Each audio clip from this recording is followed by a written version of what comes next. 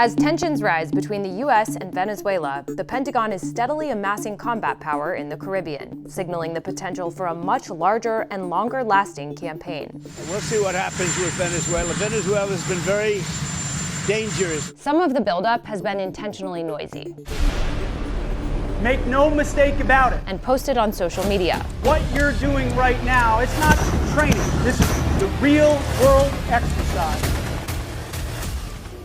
But much of it has unfolded more discreetly, with assets moving around the theater. So here's what we know about the U.S. buildup in the region so far, and what it could mean for Venezuela.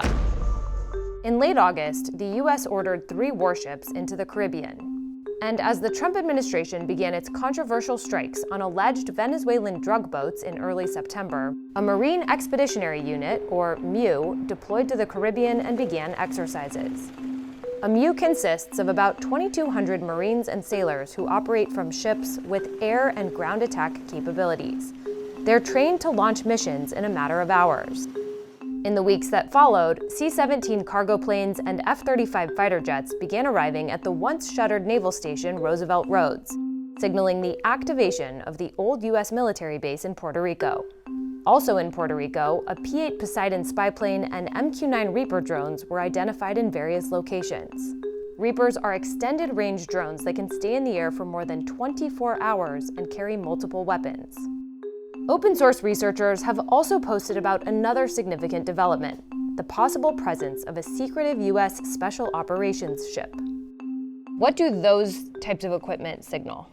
What message is the U.S. sending? Well, I think the U.S. is sending the message that it's willing to put some of its best assets, both in the air and at sea, in the Western Hemisphere, which has become an increasing priority for the Trump administration. I think it shows that the administration is keen to give the president options should he wish to take this to the next level and consider strike packages against the regime in Venezuelan territory. U.S. military bases, islands, and partners in the region could play a key role in whatever comes next. The U.S. has bases in Guantanamo Bay, Cuba, and in Puerto Rico.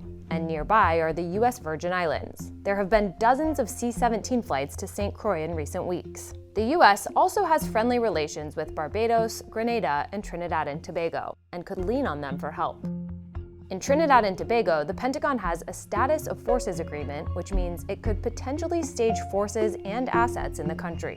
If the United States is able to put assets in Trinidad and Tobago, it's essentially on the doorstep. And the closer you can get, the more pieces of equipment you can bring to bear, the less you have to worry about logistics and resupply and refueling sometimes in midair. The Pentagon didn't respond to a request for comment, but the Trump administration, which accuses Maduro of leading a drug cartel, has hinted at escalation. So we hit a number of boats, you probably saw that, and now we'll look at cartels. We're going to look very seriously at cartels coming by land. Nicolás Maduro is an indicted drug trafficker. I announced $50 million reward for his capture. Maduro has denied these charges and has responded to the buildup by staging military drills and calling on Venezuelans to take up arms.